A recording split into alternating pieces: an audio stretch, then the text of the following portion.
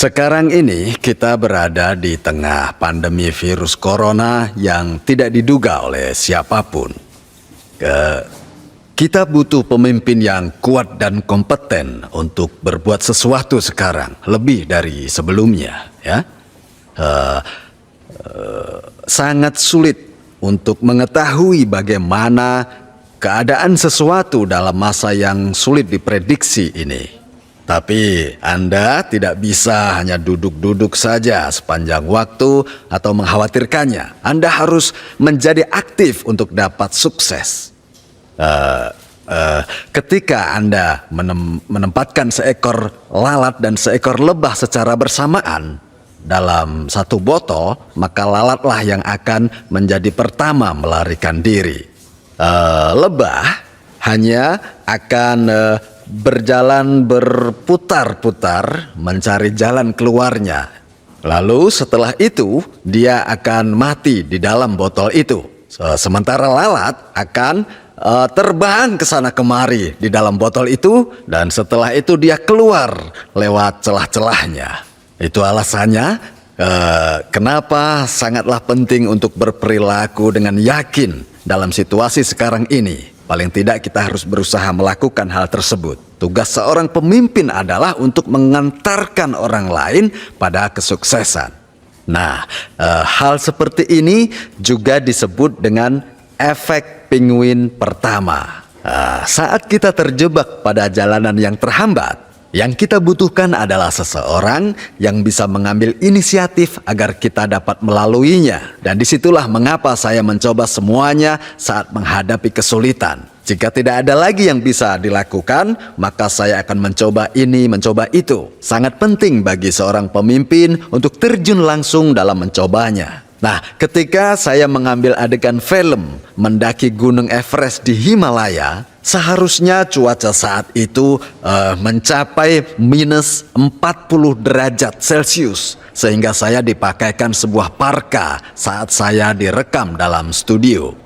Anda tahu, saat itu saya berkeringat cukup banyak selagi saya bergerak ke sana kemari memperagakan berbagai aksi. Seluruh pakaian dalam saya basah kuyup. Anda harus mau melakukan untuk pekerjaan terendah, untuk mengorek sampai dasar, untuk melakukan apapun dan melakukan semuanya. Begitulah seorang pemimpin.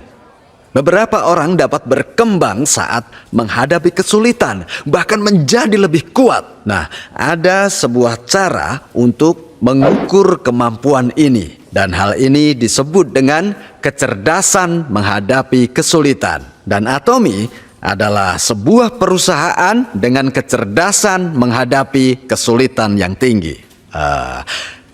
Ada orang-orang yang menyerah saat berhadapan dengan kesulitan dan mereka hanya duduk saja. Kita menyebut mereka sebagai quitters karena mereka percaya bahwa semuanya tidak memiliki harapan. Ada tipe orang lainnya juga, orang yang berpikir, saya sudah mencoba semua opsi, saya rasa sudah tidak ada lagi yang bisa saya lakukan. Orang seperti ini kita sebut campers atau orang berkemah. Lalu ada juga orang yang menghadapi kesulitan, mampu melalui dan berdiri di atasnya. Mereka mengejar kesulitan itu untuk menantang diri mereka sendiri. Orang-orang ini disebut dengan climbers atau sang pendaki. Nah, hadirin, saya menampilkan gambar berikut yaitu seorang yang sedang mendaki Gunung Everest untuk mengilustrasikan peran dari sang pendaki kepada Anda sekalian hari ini.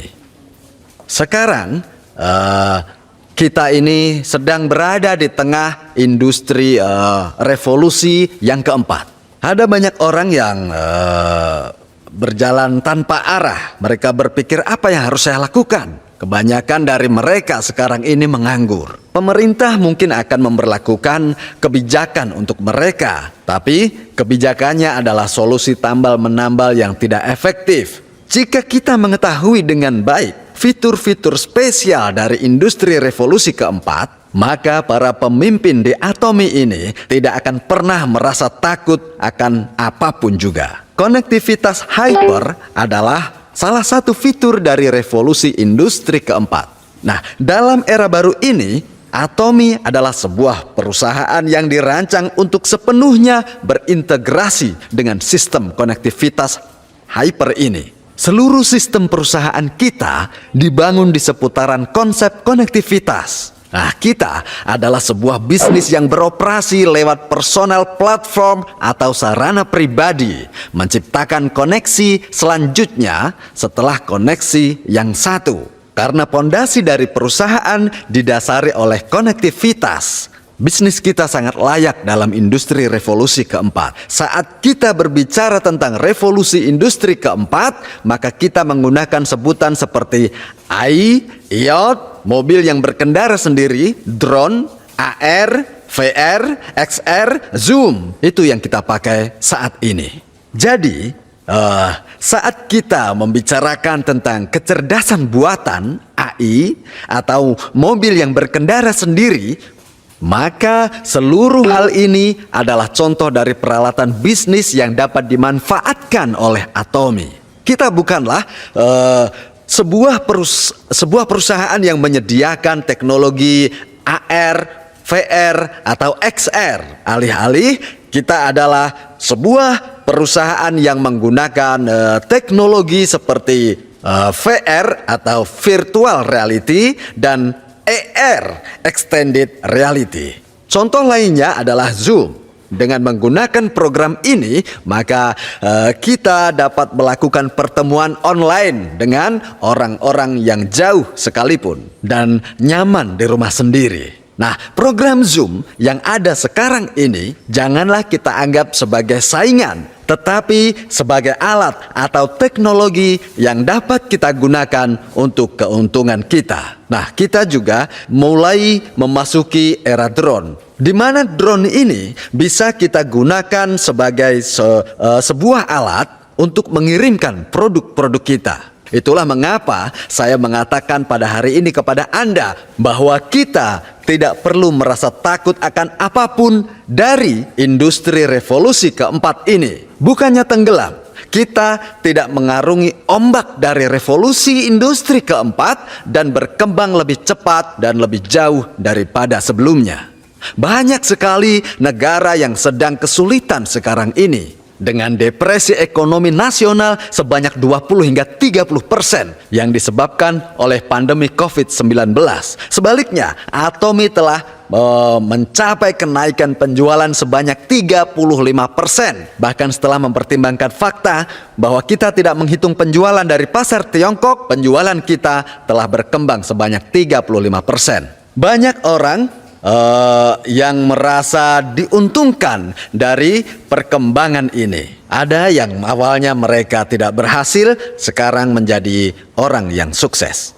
Dan mereka dapat dipromosikan saat pandemi COVID-19 ini karena Atomi tidak terkena dampak dari krisis ini. Dan itulah alasan kenapa kami dapat mencatat perkembangan penjualan yang terus berlanjut. Sebagai sebuah perusahaan, Atomi memiliki fundamental untuk mengatasi masa krisis dengan menyediakan peluang dan juga solusi untuk Anda semua. Saya rasa kita sangat beruntung karena kita sudah berada di posisi ini. Atomi memiliki ABS sebagai sebuah kebijakan. Apa artinya ABS itu?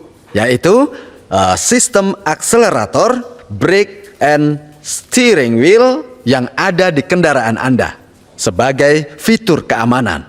Nah, 3 komponen ini sangat penting untuk kendaraan. Nah, sebagai perusahaan, ketika kita harus menekan pedal gas, menekan pedal rem, atau mengubah arah dengan setir, dan Atomi punya kemampuan melakukan semua ini dengan perhitungan waktu yang tepat, memastikan perjalanan yang aman. Secara konseptual, Atomi duduk di bangku kemudi. Dan sekarang kita mengubah arah setir kemudi ke era Antek, yaitu beraktivitas tanpa bersinggungan. Kita sedang menuju ke arah yang benar sembari melaju ke masa depan. Banyak cendekiawan yang memprediksikan bahwa kita akan mengalami era Antek di masa depan. Sudah lama mereka mengatakan hal ini. Dan karena Atomy telah mempersiapkan hal ini sebelumnya, maka kita mampu memasuki era Antek lebih cepat karena krisis COVID-19. Tantangan dari periode ekonomi suram ini dapat diatasi jika kita menginjak pedal gas lebih kuat lagi. Itulah kenapa kita memasuki pasar Tiongkok tahun ini. Dan kita telah memasuki pasar India, Hong Kong, Kolombia juga. Itu adalah 3 lagi cabang di luar negeri. Pada tahun 2020 saja kita sudah berekspansi ke 4 pasar internasional tambahan. Dan tahun 2021 kami berencana untuk berekspansi ke Inggris, Brasil, Turki, Kazakhstan, dan juga Selandia Baru. Jadi di hadapan pandemi COVID-19 yang mengerikan ini, kita harus menekan pedal gas dengan lebih kuat lagi, karena kita sedang melawan angin kencang yang sangat sengit untuk bisa lebih cepat masuk ke dalam pasar internasional ini dan untuk terus berkembang sebagai sebuah perusahaan. Atomy adalah sebuah perusahaan yang menjadi lebih kuat saat berhadapan dengan kesulitan. Kesulitan justru membuat perusahaan ini menjadi lebih kuat. Dan sebagai presiden, saya akan memimpin melakukan apapun dengan baik, sebaik mungkin mengatasi seluruh rintangan dalam bentuk apapun untuk dapat memastikan bahwa perusahaan ini sedang melaju pada kesuksesan. Pung Shin Yon Deng, begitulah pepatah Koreanya, yang artinya kurang lebih saat angin berhembus kencang, maka layang-layang akan terbang lebih tinggi. Itulah arti pepatah tersebut. Jadi ketika angin berhembus, kita tidak boleh tertiup. Kita manfaatkan energi itu dan kita terbang setinggi mungkin menuju ketinggian yang baru. Dan saya ingin Anda semua menanam pepatah ini di hati. Ya, jika Anda menganggap diri sebagai seorang pemimpin, maka Anda akan harus kembali berdiri lagi. Jadi setelah kemunduran, maka Anda tidak boleh berhenti dan harus melaju ke depan.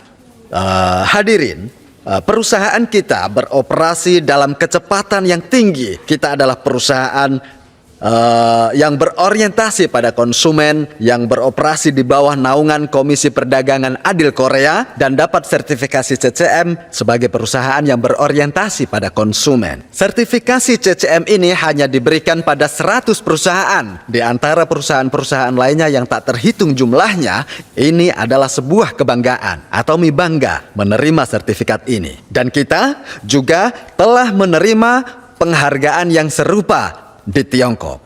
Dewan Supervisi Pasar Tiongkok menganugerahi kami sebagai perusahaan atas pengakuan dari keunggulan Atomy.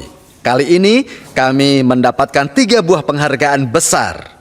Garansi produk nasional dari Tiongkok yang mengakui bahwa produk yang dijual oleh Atomy adalah produk yang sangat-sangat berkualitas. Dan selain berkualitas, produk-produk kami secara resmi mempunyai garansi. Ada lagi, kami juga menerima pengakuan sebagai sebuah perusahaan yang hanya mendistribusikan produk-produk unggulan.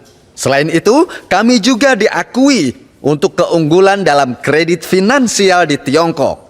Jadi ada 3 buah penghargaan. Kami menerima penghargaan sebanyak 3 dari Tiongkok. Hari ini saya ingin membicarakan tentang kenapa Anda harus menuliskan skenario kehidupan Anda dan bagaimana menuliskannya. Saya ingin menjawab pertanyaan seputar ini.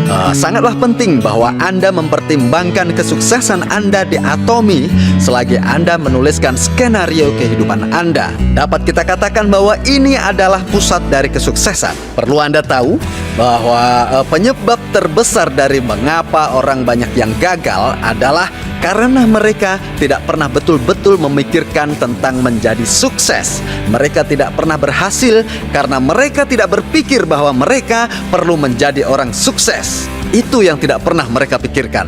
Saat Anda tulis skenario hidup, Anda harus bayangkan dan bertekad sukses. Buat gambaran yang jelas dalam pikiran Anda bagaimana cara Anda akan sukses. Itulah kenapa sangatlah luar biasa penting untuk menuliskan skenario hidup Anda. Jika Anda punya gambaran jelas tentang masa depan Anda, maka kehidupan Anda akan disambut dengan perubahan yang radikal. Nah, Atomy mempunyai sebuah sistem di mana Anda dapat menghasilkan 500 juta rupiah sampai 1 miliar rupiah. Jika Anda ingin jadi seorang yang berpenghasilan 1 miliar sebulan, dan jika Anda dengan jelas menggambarkannya di dalam pikiran Anda sendiri, maka Anda akan punya cara pandang yang baru. Seluruh sikap Anda juga pasti akan berubah. Jalan Anda tidak terlihat orang yang berkecil hati. Anda akan berdiri tegap penuh dengan rasa percaya diri. Dipenuhi dengan rasa bangga, dan rasa percaya diri Anda akan menjulang tinggi. Sorot mata juga tidak akan memancarkan kekalahan. Anda akan punya sorot mata seperti seekor singa yang sedang mengincar mangsanya, yang siap menerjang musuh-musuhnya. Akan seperti itulah penampilan Anda. Dan suara Anda tidak akan kecil seperti tikus kecil yang pemalu. Anda akan mengaum kencang dengan penuh percaya diri seperti seekor singa. Seperti itulah suara Anda akan berubah. Semua tergantung pada bagaimana Anda berpikir tentang masa depan. Jika Anda membayangkan diri Anda sebagai seorang yang sukses, maka diri Anda yang sekarang ini, ekspresi wajah Anda, suara Anda, sorot mata, dan perilaku Anda akan berubah. Secara ilmiah itu sudah dibuktikan. Seperti yang sudah saya sampaikan sebelumnya, bahwa Anda tidak perlu benar-benar mengkonsumsi buah delima untuk berlumuran air liur kapanpun Anda memikirkannya.